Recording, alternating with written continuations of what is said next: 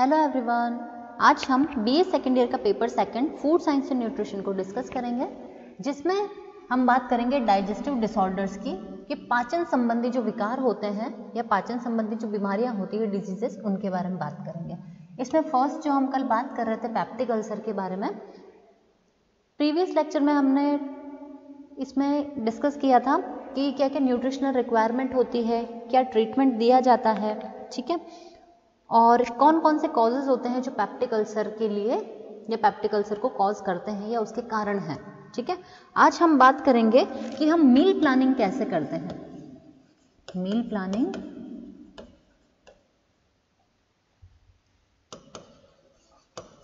For peptic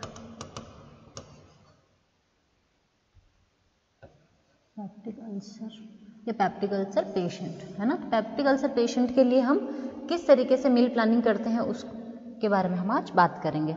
अब देखिए, meal planning का मीनिंग क्या होता है? किसी के लिए आहार बनाना या आहार को नियोजित करना। आहार बनाना मतलब आहार तालिका बनाना।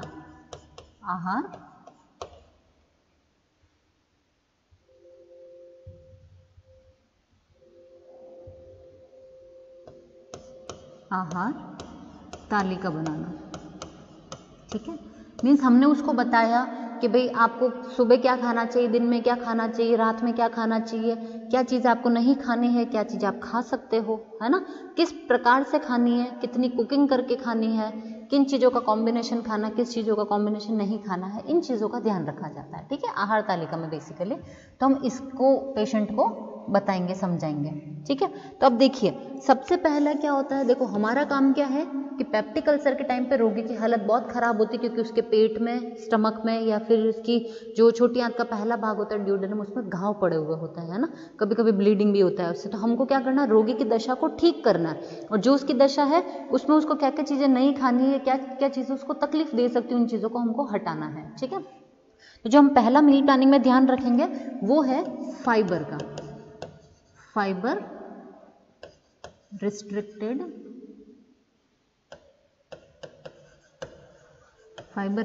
हम डाइट उसको देंगे, अर्थात रेशा रहित आहार दिया जाएगा उसको, जिसके अंदर कोई रेशा नहीं होगा। रेशे कैसे होते हैं? ऐसे धागे के समान हो सकते हैं, ठीक है। तो ये क्या करते हैं कि हमारे पेट में जाकर के, जैसे जहाँ पर लेजन्स हैं या जहाँ पर घाव लगे हुए हैं, वहाँ पर जाकर के जब ये टच होंगे या अड़ेंगे ना, तो बहुत ही डिस्कम्फर्ट होता है पेशेंट को, तो उसका दर्द जो होता है वो और ज़्यादा बढ़ सकता है, ठीक है। तो हमको क्या ध्यान रखना है कि हमको उसकी डाइट में से फाइबर को बिल्कुल खत्म कर देना है, हटा ही देना है, देना ही नहीं है उसको फाइबर, ठीक है।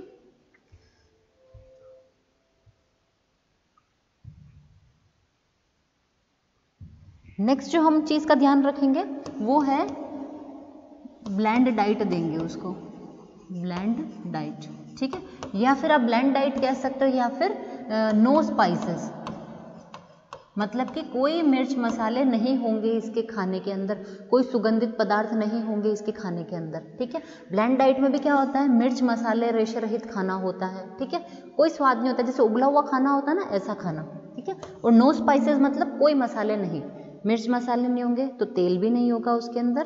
तो इसके साथ साथ में जैसे हम दालचीनी डालते हैं, ठीक है, या लौंग डालते हैं, तो इनकी क्या होती है, बहुत ही तेज खुशबू होती है कई सारी चीज़ों की, तो ऐसी चीज़ों को भी हमको उसमें से हटा देना, ऐसी चीज़ें भी नहीं देनी है, क्योंकि क्या होता है, जैसे लौंग, काली मिर्च या इनका जो बना हुआ हम खाना खाते हैं ना, ये भी एसिडिटी करता है, क्योंकि ये सारे के सारे पदार्थ कैसे होते हैं, ये भी सब स्पाइसेस तो हैं, मसाले ही हैं, है ना, खड़े मसाले जिनको हम कहते हैं। तो ये क्या करते हैं, HCl जो बनता है या हाइड्रोक्लोरिक एसिड, उसकी मात्रा को बढ़ाने का काम करते हैं, ठीक है। तो हमको क्या करना है, बिना स्पाइसेस वाला इसको खाना देना है। अगला जो चीज़ का हम ध्यान रखेंगे वही कि जो भी चाय कॉफ़ी है, टी कॉफ़ी को रिस्ट्रिक्ट करना है, ठीक है, टी कॉफ़ी बिल्कुल मना कर देना है ना, कि चाय और कॉफ़ी इनके अंदर क्या होता है, कैफीन होता है, ठीक है। कैफीन का क्या काम होता है, वो भी एसिडिटी करता है, ठीक है। तो इस वजह से हमको चाय कॉफ़ी देना ही नहीं है उस पेशेंट को। अच्छा, चाय कॉफ़ी मतलब नहीं देना, शुरुआत में आप बंद कर सकते हो, लेकिन फिर जैसे जैसे पेशेंट ठीक होने लगता है, जैसे कई लोग होते हैं ना, एक दिन की 5 चाय, 6 चाय, 10 चाय, 15 चाय भी पी लेते हैं, तो ऐसे लोगों को ज़्यादा प्रॉब्लम होती है। तो हमको कहाँ तक लिमिट करना, 1 से 2 ओनली 1 to 2 टाइम्स एक दिन में वो ले सकता है, हमको ये चीज़ ध्यान रखनी है, इससे ज़्यादा देनी ही नहीं है। और अगर आपको लगता है कि भाई वो ज़्यादा बार लेना चाहता है तो आप जहाँ पे 1 कप या 1 गिलास में देते थे ना, आप क्या करो उसका अमाउंट कम कर दो, मतलब जाएगी पूरे दिन की 1 गिलास, पर उस 1 गिलास को आप 4 भागों में या 3 भागों में बांट के दे सकते हो, तो वो 3 बार भी उसके हिसाब से पीना हो गया, लेकिन अमाउंट कम है, तो टोटल उसका कितना होता है, 1 कप ही होगा उसका, ठीक है। इसके अलावा हम चीज़ का ध्यान रखेंगे, जो सिट्रस फ्रूट होते हैं,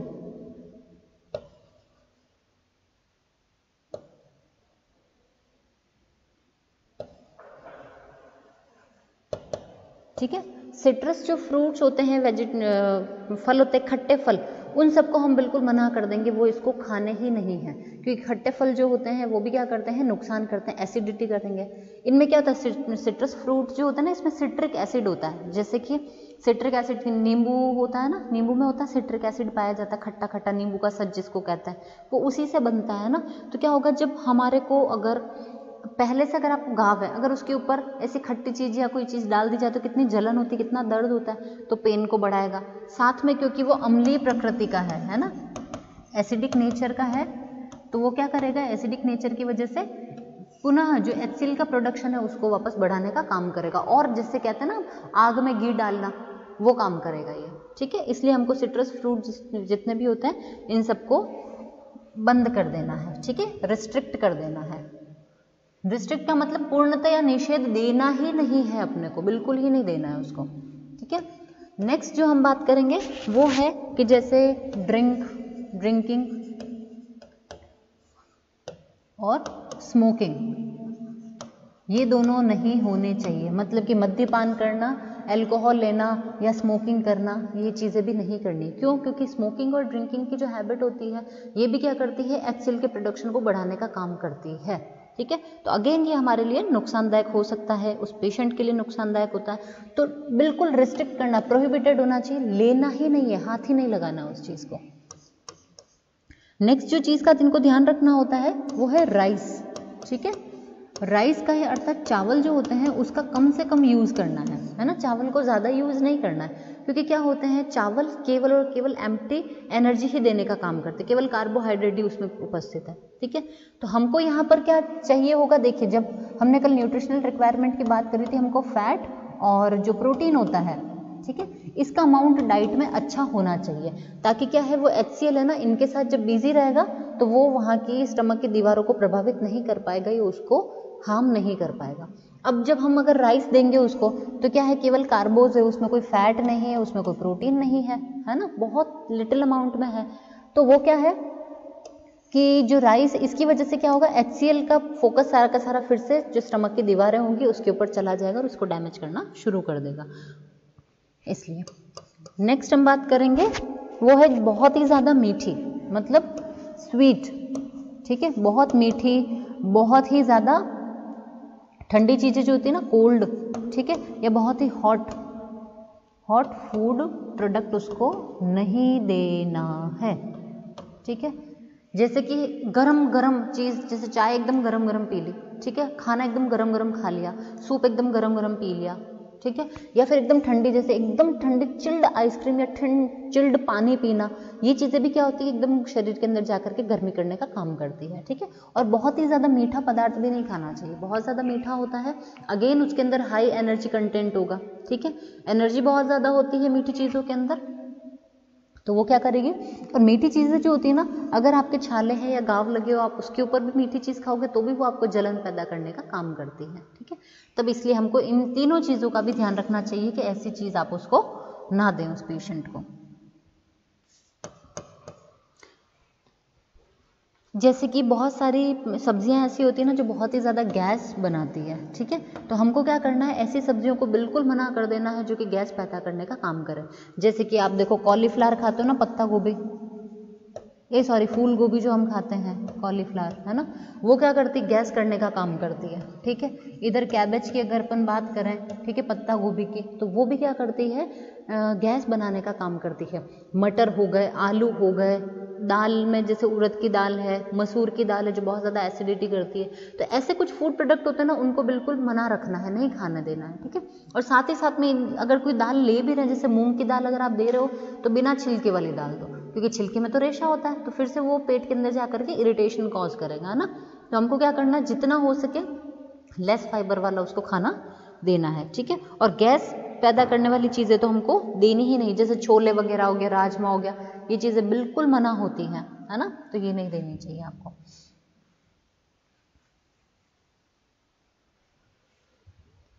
इसके अलावा जो हम सैलेड कंज्यूम करते हैं, है ना, सलाद खाते हैं ना, ठीक है, सैलेड नहीं खाना है। क्यों? क्योंकि सैलेड के अंदर क्या होती है, रॉ वेजिटेबल्स होती है, ठीक है, कच्ची सब्जियां होती है ना, रॉ वेजेस होती है। तो हमको क्या करना है, कच्ची सब्जियां खाएंगे तो उसमें बहुत सारा रेशा मिलेगा, और वो जो रेशा है वो जाकर के क्या करेगा, इरिटेशन करने का काम करेगा। तो अगर आप इसको उबाल लेते हो, इसको पका देते हो ना, तो उबला हुआ अगर वो खाएगा तो उसको नुकसान नहीं करेगा, लेकिन कच्ची फॉर्म में बहुत ज़्यादा नुकसान करेगा। तो सलाद बिल्कुल मना होता है इन पेशेंट्स के लिए। और इसके अलावा जो भी रूट वेजिटेबल्स होती है, रूट एंड ट्यूबर्स जिसको हम कहते हैं ना, जड़ कंद या जड़ मूल वाली जो सब्जियां होती है, जैसे आलू है, शकरकंद है, या रतालू की सब्जी है, प्याज है ना, ऐसी चीज़ों को हमको उसको नहीं देना है। गाजर है, मूली है, जैसे मूली भी क्या बहुत ज़्यादा एसिडिटी करती है ना। और साथ ही में ये जो दूसरी सब्जियां होती है इनमें भी फाइबर या फिर फाइबर का अमाउंट भी होता है, तो साथ ही कार्बोहाइड्रेट का अमाउंट भी इनके अंदर हाई होता है ना। तो अगेन ये एनर्जी प्रोवाइड करने का काम करेंगे, बाकी और कोई काम नहीं करेंगे। तो फिर से जो HCl होगा वो किसके ऊपर फोकस करेगा, स्टमक की दीवारों के ऊपर। तो हमको क्या करना है, ध्यान रखना है रूट्स एंड ट्यूबर्स हम उसको खाने में नहीं दें, है ना। ये तो देखिए बात हो गई कि उसको मील प्लानिंग जब हम करते हैं तो हम किन किन चीज़ों का ध्यान रखते हैं, या मील प्लानिंग कैसे करते हैं उस पेशेंट की। अब हमको थोड़ी बहुत और चीज़ों का ध्यान देना है कि उसके लिए कौन कौन से जो आवश्यक इंस्ट्रक्शंस होते हैं, कौन कौन से उसके लिए इंस्ट्रक्शंस उसको दिए जाते हैं कि कैसे उसको खाना खाना है। ये तो हमने क्या खाना है और क्या नहीं खाना है उसकी बात करी। अब हम उसको किस तरीके से खाना देंगे उसके बारे में हम बात करेंगे। तो देखिए उस पेशेंट के लिए जनरल इंस्ट्रक्शंस क्या क्या होते हैं, क्या क्या उसको सामान्य दिशा निर्देश का ध्यान रखना चाहिए। सबसे पहला तो है कि उसको स्ट्रेस कंडीशन के अंदर नहीं होना चाहिए, ठीक है। मानसिक तनाव है, मानसिक चिंता है, इन सब चीज़ों से उसको बाहर रहना चाहिए, क्योंकि तनाव क्या करती है, पेप्टिक अल्सर को बढ़ाने का काम करती है। या जो लोग बिल्कुल ठीक है ना, अगर वो भी बहुत ज़्यादा स्ट्रेस या टेंशन लेंगे या मेंटल स्ट्रेस लेंगे तो उनको भी क्या होती है, पेप्टिक अल्सर होने की बहुत संभावना रहती है, ठीक है। और जो इंसान बीमार है एक्चुअली, जिसको पेप्टिक अल्सर है, वो अगर स्ट्रेस लेगा तो वो कंडीशन और ज़्यादा खराब होती जाएगी, ठीक है। तो हमको क्या चीज़ का ध्यान रखना है, उसको स्ट्रेस नहीं लेने देना है उस व्यक्ति को, ठीक है। जो भी खाना खाता है, ठीक है, उसको अच्छे से च्यू करके खाना है, उसको च्यूइंग अच्छे से करना है, चबा चबा करके खाने को खाना है। क्योंकि क्या होता है, जब हम खाने को चबा चबा करके खाते हैं ना, तो हमारे पेट को कम मेहनत करनी पड़ती है उसको पचाने के लिए, ठीक है। दांत हमको इसीलिए दिए गए, लेकिन कई लोग क्या करते हैं, खाने को पूरा नहीं चबाते और ऐसे कैसे खा लेते हैं, ठीक है। च्यूइंग का हमेशा इस चीज़ का ध्यान रखें कि 32 टाइम्स हम उसको फूड को च्यू करें। 32 बार चबा करके अगर हम खाएंगे तो खाना हमारा बहुत अच्छे से पच जाएगा शरीर में जा करके, ठीक है। जब भी वो खाना खाता है तो एनवायरनमेंट कैसा होना चाहिए, एनवायरनमेंट होना चाहिए उसका पीसफुल, ठीक है, शांत वातावरण होना चाहिए, है ना, मनोरंजन वाला वातावरण होना चाहिए। ऐसे वातावरण में बिठा करके उसको खाना खिलाना चाहिए, ठीक है। जब अच्छा जो व्यक्ति है उसको एम्प्टी स्टमक नहीं रखना है हमको, ठीक है, एम्प्टी स्टमक आपको उसको नहीं रखना है। ऐसा क्यों नहीं करना है, क्योंकि अगर वो खाली पेट रहेगा तो फिर से HCl अकेला बैठा रहेगा ना, तो HCl क्या करेगा, उसकी दीवारों को फिर से डैमेज करने का काम करने लग जाएगा। इसलिए हमको क्या करना है, ध्यान रखना है कि वो खाली पेट किसी भी टाइम ना रहे। हर थोड़ी थोड़ी देर में, जैसे 1 या 2 घंटे के अंतराल पे आपको उसको थोड़ा ही अमाउंट दो, पर आपको खाने के लिए उसको देना ज़रूरी होता है, ठीक है। जब अच्छा जो रेगुलर मील्स जो होते हैं ना, वो रेगुलर मील उसको कंज्यूम करना चाहिए। ऐसा नहीं है कि जैसे पहले हम फास्टिंग करते थे, जैसे हम मील्स को स्किप करते थे कि हमने डिनर नहीं किया या हमने लंच नहीं किया या हमने ब्रेकफास्ट नहीं किया, तो सुबह कुछ आपने चाय पी और सीधा आप रात का खाना खा रहे हो, है ना। तो जो मील स्किपिंग करते थे वो नहीं करके रेगुलर मील्स को कंज्यूम करना चाहिए, बराबर टाइम से खाना खाते रहना चाहिए, ठीक है। और इस चीज़ का और ध्यान रखना चाहिए, जो भी आप खाना खाते हो डाइट बिल्कुल आपकी सिंपल होनी चाहिए, सिंपल डाइट हो, ठीक है। कोई भी फैंसी चीज़ें उसके अंदर नहीं होनी चाहिए, या फिर ज़्यादा स्पाइसी, ज़्यादा तरी वाला खाना, ऐसा खाना उसको नहीं देना है, बिल्कुल सिंपल डाइट देनी है। कोई फैंसी डाइट्स नहीं, ठीक है, फैंसी डाइट्स को नो करना चाहिए। और जब व्यक्ति खाना खा लेता है तो उसके बाद उसको थोड़ी सी देर के लिए रेस्ट करना चाहिए, फिर थोड़ी सी देर उसको 15-20 मिनट वॉक करनी चाहिए खाना खाने के बाद। तो वो क्या करती है, खाना पचाने में बहुत ज़्यादा सहायक होती है और खाना बहुत ही आसानी से पचा देती है। देखिए, ये थे जनरल इंस्ट्रक्शंस। अब हम बात करेंगे कि ड्यूरिंग पेप्टिक अल्सर कौन कौन से टाइप की डाइट दी जाती है पेशेंट को, ठीक है। तो टाइप्स ऑफ डाइट की हम बात करेंगे कि कौन कौन सी डाइट है। अब देखिए, जो पेप्टिक अल्सर का पेशेंट है ना, हमें पता है कि उसको हमको टाइम से खाना देना है, ठीक है, थोड़ा गैप बना करके रखना है, बहुत ज़्यादा एसिडिक फूड नहीं देना है, जो फूड उसको इरिटेशन करे ऐसा खाना नहीं देना है। तो हम क्या करेंगे, कुछ डाइट्स होती है इसके लिए, ठीक है, वो 4 टाइप्स की डाइट होती है, ठीक है, 4 टाइप की डाइट होती है जिसको प्रिस्क्राइब किया जाता है ताकि पेशेंट को कम से कम या ना के बराबर उसको परेशानी हो और आराम से वो अपना फूड कंज्यूम कर सके, ठीक है। तो देखिए, चारों डाइट्स के बारे में हम बात करेंगे, जिसमें पहली है सिप्पीज डाइट। सिप्पीज डाइट इसको कहते हैं, हिंदी में भी इसको सिप्पीज डाइट ही कहा जाता है, ठीक है, क्योंकि इसका जो खोज थी या इस डाइट को बनाने वाले वैज्ञानिक का नाम भी सिप्पी ही था, इसलिए इसको सिप्पीज डाइट के नाम से इसको जाना जाता है, ठीक है। देखो, इस डाइट के अंदर क्या होता है, मेनली एक तो मिल्क, दूध और क्रीम, इन दोनों चीज़ों का यूज़ किया जाता है। अब देखिए, पता है हमको मिल्क जो है उसमें प्रोटीन बहुत अच्छा है, ठीक है, प्लस इसमें फैट अच्छा है, और क्रीम में भी क्या है, फैट अच्छा है और प्रोटीन भी कुछ मात्रा में इसमें भी होता है ना। तो क्या है, दोनों चीज़ें प्रोटीन फैट में अच्छी रिच है, तो ये चीज़ क्या करेगी, और हमारा फोकस किस पे रहना चाहिए, ज़्यादा हमको इसी पे करना है पेप्टिक अल्सर के दौरान, तो यही चीज़ इसको दी जाती है। तो देखिए, पर्सन को सुबह से लेकर शाम तक सिर्फ मिल्क क्रीम का कॉम्बिनेशन ही उसको दिया जाता है, ठीक है, इसके अलावा उसको कुछ भी नहीं दिया जाता, कोई इसको मीठा भी नहीं किया जाता, जैसा ये नॉर्मल होता है ना, फीका जैसे रहता है वैसे उसी कंडीशन में दिया जाता है, क्योंकि हमको स्वीट थिंग्स तो इसको देनी नहीं, स्वीट फूड प्रोडक्ट इसको नहीं देना। एक दिन में हम क्या करेंगे, इसको कम, जैसे सुबह उठा तब से लेकर रात को सोने तक में हम इसको देते रहेंगे। तो लगभग जो इसका अमाउंट दिया जाता है, ठीक है, वो 1800 से लेकर के 2700 ml तक ये डाइट दी जाती है, ठीक है, जिसमें दूध का अमाउंट तो इतना होता है, मतलब 2.5 लीटर तक तो दूध होता है, और 600 से 900 ml तक इसके अंदर क्या होती है, क्रीम दी जाती है इसके अंदर, ठीक है। तो देखिए, अब इसी तरीके से हम इन दोनों को मिला करके इसका फ्रेश कॉम्बिनेशन तैयार करते रहेंगे और हर बार में 100 ml के लगभग उसको देंगे, ठीक है। तो ये टोटल कितना ml हो गया, उसको मिलाया, अब टोटल ml जितना हुआ उसके हिसाब से हम 100, 150 या 200 ml देना है, उस हिसाब से उसको हर 1-1 घंटे 1.5 घंटे के अंतराल से देते जाएंगे, ठीक है। तो ये तो थी पहली सिप्पीज डाइट। सेकंड हम जो डाइट है उसकी बात करेंगे, वो है एंडरसन डाइट।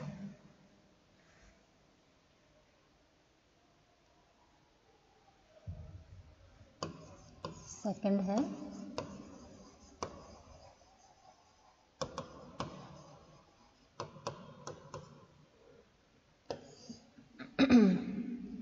एंडरसन्स डाइट जो है ना, इसको भी एंडरसन नाम के वैज्ञानिक ने बनाया था ना, इसलिए इसको इसी डाइट के नाम से जाना जाता है।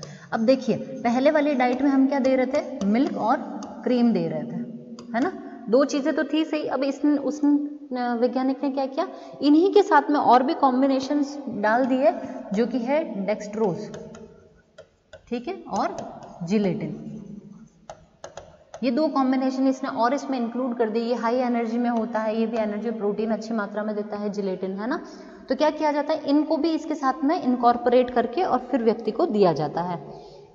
इसमें भी क्या करेंगे, हर 1 से 1.5 घंटे के अंदर हम क्या करेंगे, पेशेंट को 100-150 ml के लगभग हम उसको इसका अमाउंट देते रहेंगे।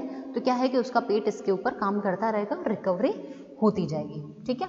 ये थी सेकंड एंडरसन डाइट, क्योंकि इसको एंडरसन नाम के वैज्ञानिक ने बनाया था इसलिए। जो थर्ड डाइट है वो है म्यूल ग्रेनेट डाइट।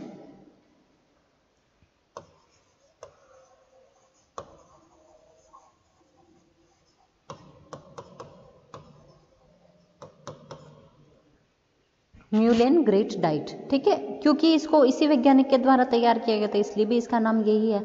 अच्छा, इसमें ये क्या करता है कि जैसे कि इस डाइट में मीट का यूज़ किया जाता है, ठीक है, फिश का यूज़ किया जाता है, मिल्क का और एग, इन चीज़ों का यूज़ किया जाता है। अब हमको पता है कि जो मिल्क है, फिश है, मीट है और एग, ये सब चीज़ें किसमें, ये हाई प्रोटीन कंटेंट वाली चीज़ें होती हैं, इनमें खूब मात्रा में प्रोटीन ही प्रोटीन होता है, क्योंकि सारी चीज़ें हमको किससे मिल रही है, एनिमल्स के थ्रू मिल रही है। तो एनिमल मसल्स ही तो है इसके अंदर, ठीक है, ये एनिमल प्रोडक्ट है, ये भी एनिमल प्रोडक्ट है। तो ये चीज़ें हाई प्रोटीन कंटेंट की होती है।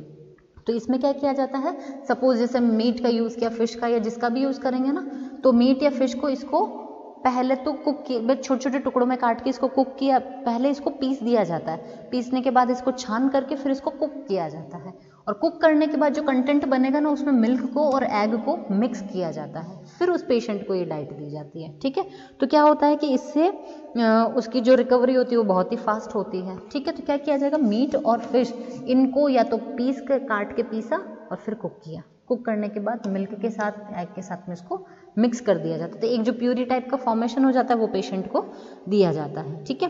तो एक हिसाब से देखा जाए तो ये वाली जो डाइट होती है ना सबसे ज़्यादा फायदा करती है, लेकिन ये उन लोगों के लिए जो नॉन वेजिटेरियन फूड को कंज्यूम करते हैं, ठीक है। वेजिटेरियंस इसको नहीं कंज्यूम कर सकते हैं, तो इसका बस एक ये ड्रॉबैक होता है।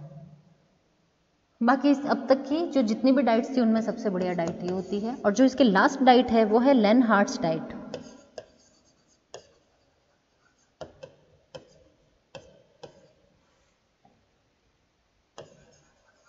ठीक है। अब क्या है, इस डाइट को इसी वैज्ञानिक के द्वारा तैयार किया गया था। इसने क्या किया था, देखो एग को और जो मिल्क था उसको दोनों को कंबाइंड करके और फिर इस डाइट को बनाया था, ठीक है। मिल्क प्लस एग, इन दोनों को कंबाइंड किया, तो देखो क्या चीज़ देखी गई, क्योंकि इन दोनों को कंबाइंड किया ना, तो एग जो होते हैं इसके अंदर ट्राइग्लिसराइड्स और इनके लेवल हाई होते हैं, क्योंकि एनिमल प्रोडक्ट है इसलिए, और साथ में मिल्क में भी होते हैं, तो इसकी वजह से पर्सन को हार्ट प्रॉब्लम होने की ज़्यादा संभावना रहती है, क्योंकि ऐसी चीज़ें ज़्यादा इस मतलब कांटेक्ट में आती है, और साथ ही कोलेस्ट्रॉल को भी बढ़ाता है, तो इस वजह से भी प्रॉब्लम करती है। तो इसलिए इस डाइट को बहुत ज़्यादा फायदेमंद नहीं देखा गया, तो ये डाइट को नहीं दिया जाता है, ठीक है। तो बाकी की जो ऊपर की हमने 3 डाइट पढ़ी है वो ज़्यादा मेन है ना।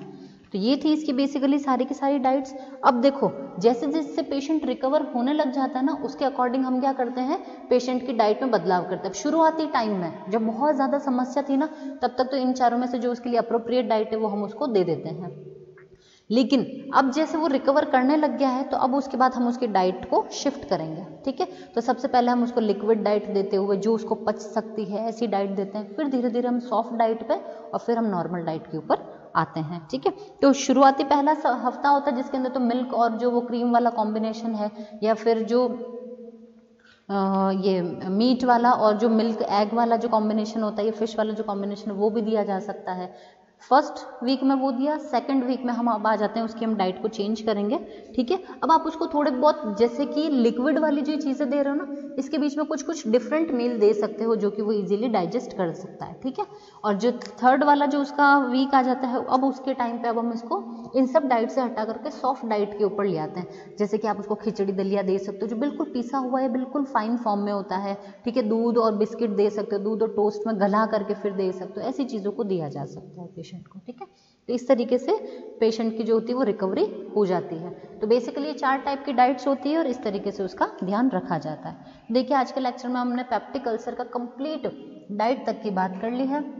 इसी के साथ आज का हमारा लेक्चर खत्म होता है। Thank you.